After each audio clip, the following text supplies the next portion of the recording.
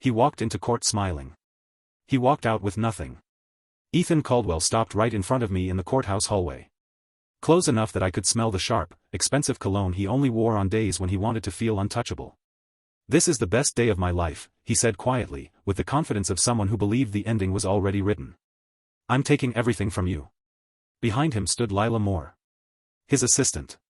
His secret. His reward. She said nothing. She didn't need to. Her smile said it all, controlled, certain, cruel. People passed us without slowing down. Lawyers with folders tucked under their arms. Clerks whispering into phones.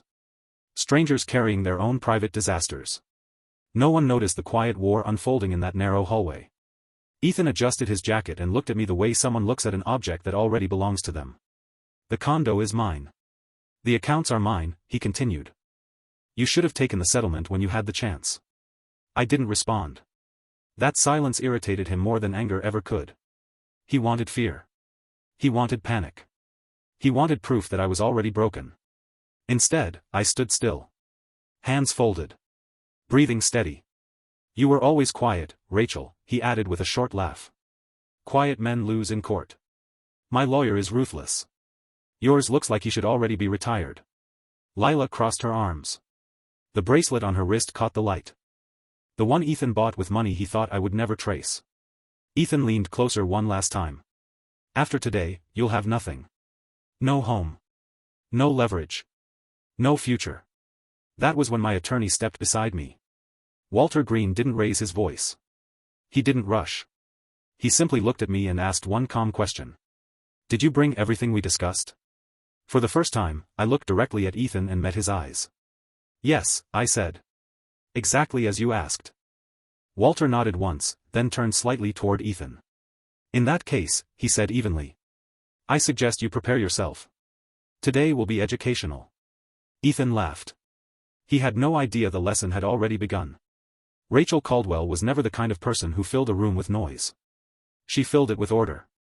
For most of her life, she worked quietly behind the scenes, making sure numbers aligned, deadlines were met, and problems disappeared before anyone else even noticed they existed. That was how Ethan always saw her. Useful. Reliable. Invisible. When people asked what Rachel did, Ethan usually answered for her. "She works from home," he'd say casually. "Some bookkeeping. Nothing major." The way he said it made it sound small. Temporary. Replaceable. The truth was very different. Rachel managed financial records for 3 small companies, all from a laptop at the dining table. She tracked tax schedules, insurance renewals, investment balances, and long-term planning. She was the reason their life ran smoothly, even when Ethan forgot important details. But because she didn't wear suits or talk loudly about success, Ethan assumed she had none. After the marriage, Rachel slowed her own career to support his. She relocated when his job required it. She took on extra freelance work so he could chase promotions. She believed in partnership, even when the effort was uneven. Ethan mistook patience for weakness. At social events, he joked that he was the provider and Rachel was the organizer. People laughed. Rachel smiled. No one asked who actually managed the money. No one asked who kept them out of debt. Quiet people notice more than they reveal. Rachel noticed when Ethan started coming home later. She noticed when expenses rose without explanation. She noticed when affection turned into distraction. She didn't accuse. She observed. And in those silent observations, the truth of their marriage was already forming. The moment everything changed was not loud. No shouting. No slammed doors. It was a rainy Tuesday. The kind of day that made the apartment feel heavy. Rachel stood in the bedroom holding one of Ethan's suit jackets. He'd left it draped over a chair, wrinkled and forgotten. She planned to take it to the cleaners, like always. Out of habit, she checked the pockets. Ethan had a habit of leaving important things everywhere. Her fingers brushed against folded paper inside the inner pocket. She unfolded it carefully. A receipt. From a luxury jewelry store downtown. The total made her sit down on the edge of the bed. $5,000. The date was yesterday. The time, 2:30 p.m. Yesterday at 2:30, Ethan had texted that he was stuck in meetings and would be home late. Rachel didn't panic. Her hands didn't shake. What she felt was colder than fear. She opened social media. Ethan had mentioned his new assistant once. Lila Moore. Young. Organized. Always cheerful. It took less than 2 minutes to find her profile. The newest photo showed a manicured hand holding a champagne glass inside a luxury car. On her wrist. The bracelet. The caption read, "Best night of my life." Rachel closed the app. In that quiet bedroom, surrounded by the life she thought she'd built, something inside her went still. The marriage was over. But the accounting was just beginning. Rachel did not confront Ethan that night.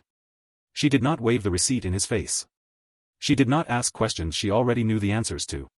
She cooked dinner like she always did. Listened while he talked about work.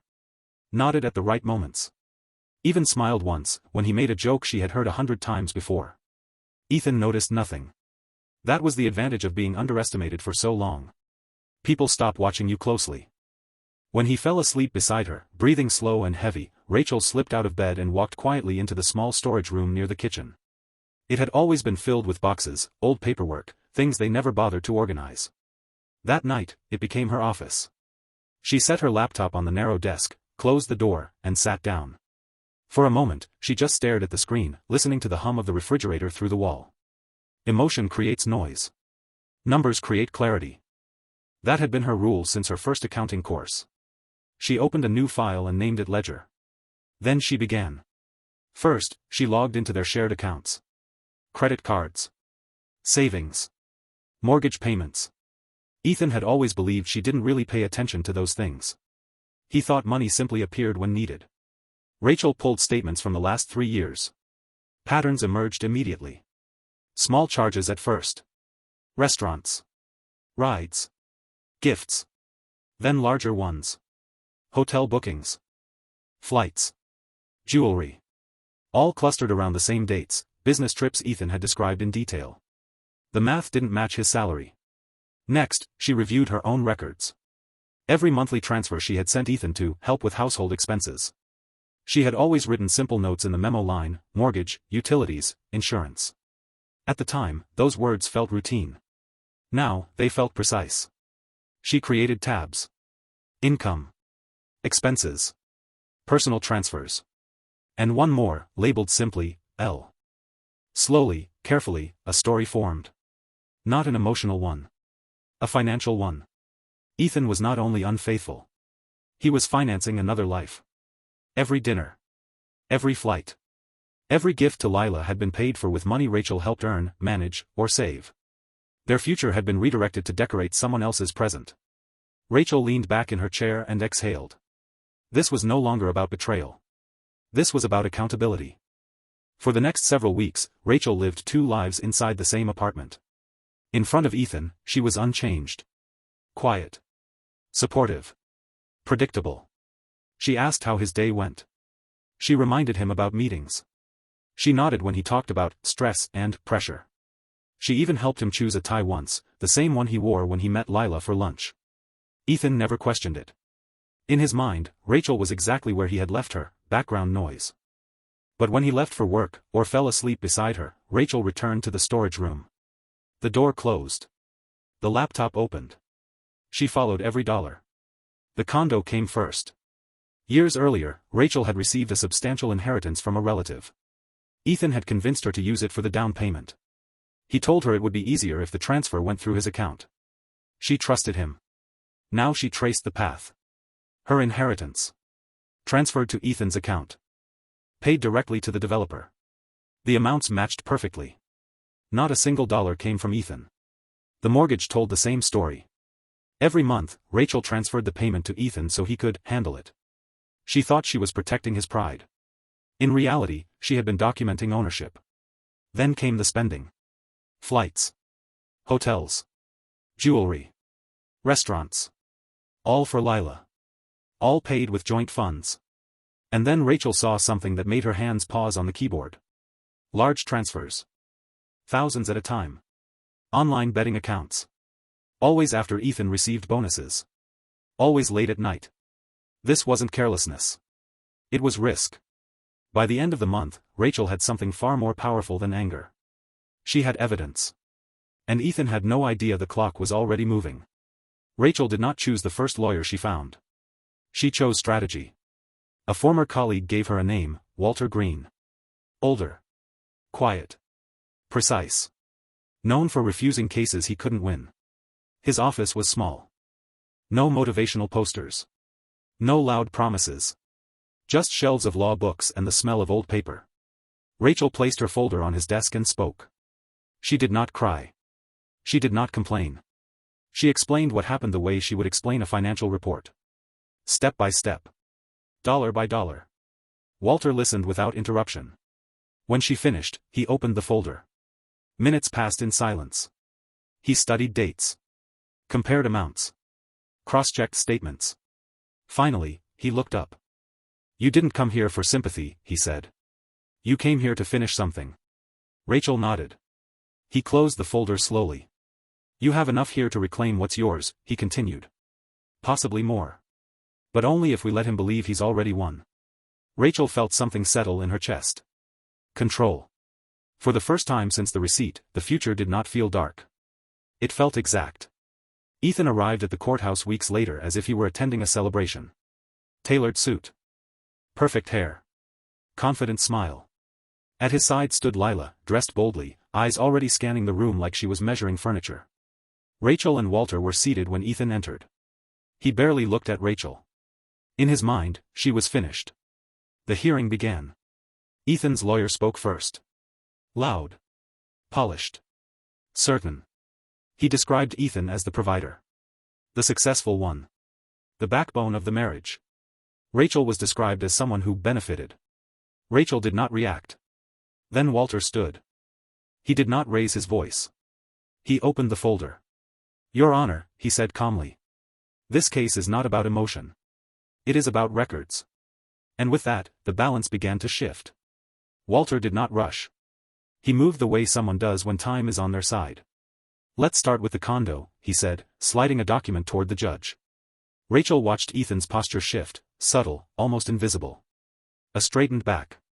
A tightened jaw. The first crack in confidence. "This property was purchased using funds transferred from my client's personal account," Walter continued. "Those funds originated from an inheritance received prior to the marriage." He placed another document on top. "Here is the inheritance record. Here is the transfer. And here is the payment to the developer. The amounts match exactly." Ethan's lawyer leaned forward. "Objection. Overruled," the judge said calmly. "Continue." Walter didn't look at Ethan. He didn't need to. Every mortgage payment, he went on, was funded by Rachel's account. She transferred the funds monthly. Mr. Bennett executed the payment, but the source was consistent. The judge studied the papers in silence. Ethan shifted again. Lila, seated behind him, stopped scrolling on her phone. Then Walter moved to the next section. Now, the spending. He laid out receipts. Flights. Hotels. Jewelry. Restaurants. All charged during periods Mr. Bennett claimed to be traveling for work, Walter said. All paid with joint funds. The courtroom felt smaller. "This bracelet," Walter added, holding up a printed image, "was purchased on a weekday afternoon. It was not gifted to my client." He placed another page beside it. A public photograph posted the same evening. The bracelet appears on Miss Lane's wrist. Lila's face drained of color. Ethan's lawyer flipped through his notes, searching for ground that was no longer there. Then Walter turned the page. And finally, the transfers. Numbers filled the screen. Large amounts. Repeated patterns. "These are online betting platforms," Walter said. "Each transfer aligns with a bonus payment received by Mr. Bennett." Ethan opened his mouth. The judge raised a hand. "Not now." Silence settled over the room. Quiet can be louder than denial. "What we are seeing," Walter said evenly, "is not poor judgment. It is a pattern of financial dissipation. Marital funds used for gambling and an extramarital relationship." The judge removed her glasses. She looked directly at Ethan. "Mr. Bennett," she said, "you have presented yourself as the sole provider. The records tell a different story." Ethan swallowed. The man who had smiled in the hallway now looked smaller. The judge called for a recess. As everyone stood, Ethan finally turned toward Rachel. "What did you do?" he whispered. Rachel closed her folder. "I kept records," she said quietly. "Like I always have." Outside the courtroom, Lila paced. When Ethan emerged, she rushed toward him. "Did we win?" she asked. He shook his head. Her expression changed instantly. You said there was money, she snapped. You said we were set. Ethan didn't answer. Lila stepped back, as if seeing him clearly for the first time. Then she turned and walked away. Some exits don't need closure. Minutes later, Ethan's phone rang. His company. The investigation Rachel had triggered, quietly, carefully, had begun. By the time the judge returned, Ethan's future had already started to collapse. The ruling was delivered without drama. The condo was recognized as Rachel's separate property. Ethan was ordered to reimburse dissipated funds. The remaining assets were adjusted accordingly. Rachel did not smile. She simply breathed. Outside, the air felt lighter. Walter shook her hand. You let the truth speak, he said. That takes discipline. Rachel nodded. Numbers don't argue, she replied. They just wait. She walked to her car alone. Not lonely. Free. The condo felt different when Rachel unlocked the door that evening. Nothing inside had changed, yet everything had. The quiet was no longer heavy. It did not press against her chest or fill the corners with doubt. It simply existed, clean, neutral, honest.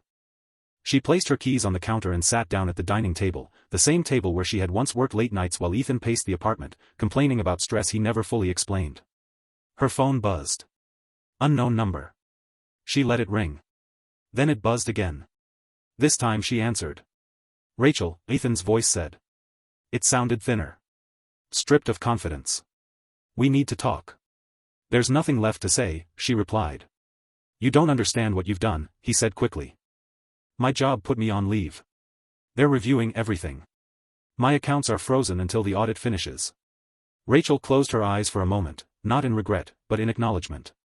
I understand exactly what I did, she said. I told the truth. You didn't have to destroy me, Ethan snapped. The old anger tried to surface, desperate and sharp. You could have taken a settlement. You always liked the quiet way out. Rachel stood and walked toward the window. City lights blinked below like distant signals. I didn't destroy you, she said calmly. You spent years doing that yourself. I just stopped covering it. Silence. Then his voice dropped. I need help. Rachel felt something then, but it wasn't guilt. It was clarity. You should talk to your lawyer, she said. Or your employer. Or a counselor. You're really done, he said. Yes. She ended the call. Rachel didn't block the number. She didn't need to. Some voices lose their power the moment you stop answering. 2 weeks later, the formal notice arrived. The condo title was officially transferred into her name alone. No liens. No disputes. She framed the document, not as a trophy, but as a reminder. This was not a victory of anger. It was a victory of precision. Walter called that afternoon. They won't appeal, he said. There's nothing left to challenge. Thank you, Rachel replied. You did most of the work, he said. Most people don't have the patience. After the call, Rachel opened her laptop. For the first time in months, she wasn't looking for evidence. She was planning a future. She reactivated old client accounts. Reached out to businesses she'd once stepped away from to support Ethan's career. Every response came quickly. We were hoping you'd come back. We trust your work. We missed you. By the end of the week, her calendar was full. Not overwhelming. Balanced. Ethan's fall was quieter than anyone expected. No headlines. No dramatic exit. Just absence. His company announced a mutual separation. His name disappeared from the website. The apartment he rented downtown was temporary. The confidence he wore like armor never returned. Lila never reached out. She didn't have to. Some people are only loyal to momentum. On a Saturday morning, Rachel packed a box of Ethan's remaining things. Not everything. Only what was his. She left the box with the concierge. No note. No message. That chapter didn't need a conclusion. It had already balanced itself. That afternoon, Rachel met her friend Naomi for coffee. Naomi studied her carefully. You look different, she said. Rachel smiled softly. I feel different. Stronger? Clearer? Naomi nodded. That's better. They talked about small things. Travel ideas. Books. Work. Life without walking on invisible lines. When they stood to leave, Naomi paused. You know, she said, I used to think strength was loud. Rachel glanced out at the street. So did I. That night, Rachel stood alone in the condo, barefoot on the floor, listening to the city breathe. She didn't feel triumphant. She felt aligned. There was power in that. The first letter arrived on a Tuesday. No return address. Rachel recognized the handwriting immediately. She didn't open it right away. Instead, she placed it on the counter and made herself tea. She let the water boil fully. Let the steam rise. Let the moment settle.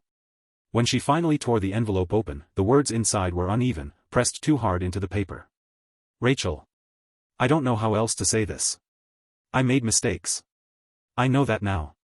I thought control was strength. I thought winning meant never admitting fear.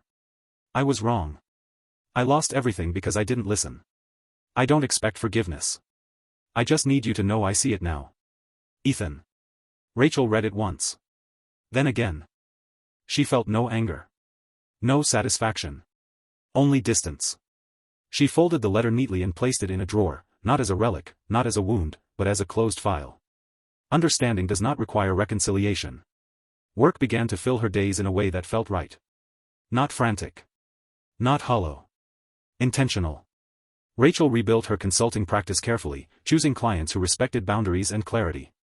She said no without apology. She charged what her time was worth. She stopped explaining herself to people who had not earned explanations. Her evenings were quiet. Sometimes she cooked. Sometimes she didn't. Sometimes she sat on the floor with a book and let the silence be kind. This was not loneliness. This was ownership. 3 weeks later, she ran into Ethan by accident. A grocery store. An ordinary aisle. He looked smaller. Not physically, but structurally. As if something essential had been removed. He hesitated before speaking. Rachel. She nodded politely. Hi. He glanced at her cart. Vegetables. Bread. Coffee. Normal. You look, well, he said. I am. They stood there for a moment, surrounded by ordinary life continuing without them. I never meant to hurt you, he said quietly. Rachel met his eyes. I know, she replied. But intention doesn't erase impact.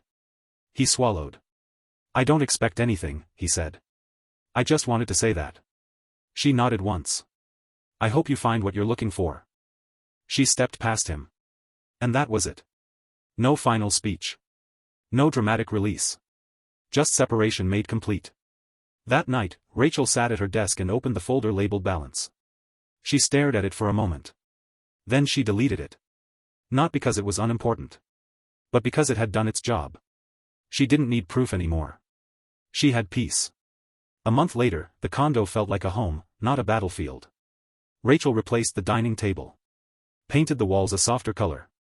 Opened the windows more often. She invited friends over without anxiety. She laughed more easily. She slept deeply.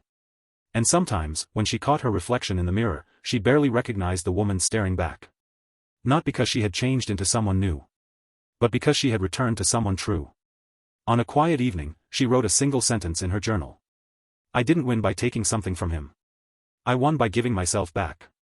She closed the book. Outside, the city lights flickered steadily. No urgency. No fear. Just forward motion. The last confirmation arrived quietly. No envelope. No confrontation. Just an email from the court system with a subject line that read, Final Judgment Filed. Rachel opened it alone at her desk. She read every word carefully, not because she was afraid of what it said, but because this time she wanted to witness the ending instead of surviving it. The ruling was clear. The condo was hers. The reimbursements were ordered. The record reflected the truth.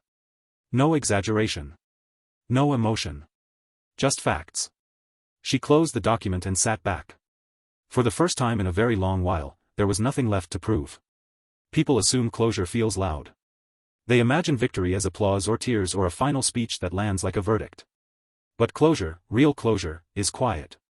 It feels like waking up one morning and realizing your chest no longer tightens when you think of the past. It feels like choosing what you want for dinner without asking anyone else first. It feels like peace without explanation. Rachel didn't tell many people about the outcome. She didn't post it. She didn't announce it. The people who mattered already knew the truth, and the people who didn't, never needed to. Her work continued to grow, not explosively, but steadily. Clients came through referrals. Word traveled the way it always does when something is built correctly. She's thorough. She's fair. She doesn't miss details. Rachel smiled every time she heard it. Not because it flattered her, but because it was accurate. One afternoon, months later, she received a message from someone she hadn't spoken to in years. A former colleague. Someone who had quietly distanced themselves during the marriage. I just wanted to say this. I see you now. I think I always did. I just didn't know how to say it. Rachel typed a simple reply. Thank you. I hope you're well. That was enough. She never heard from Sophie again. No messages. No explanations. No apologies. And strangely, that felt appropriate. Some people exit your life the same way they entered it, thinking only of themselves. As for Ethan, news arrived indirectly. A mutual acquaintance mentioned he had moved. Taken a lower position. Was figuring things out. Rachel felt nothing at all. No satisfaction. No bitterness. Just neutrality. Which, she realized, was the real opposite of love. On a Sunday morning, Rachel stood in the living room of the condo with a cup of coffee in her hands. Sunlight poured through the windows. The space felt open. Honest. Unburdened. She walked through each room slowly, touching the doorframes, the shelves, the walls, not with nostalgia, but with presence. This place no longer held tension. It held her. That afternoon, she donated the old files. Not the legal ones. The personal ones. Receipts. Notes. Copies she had kept, just in case. She no longer needed them.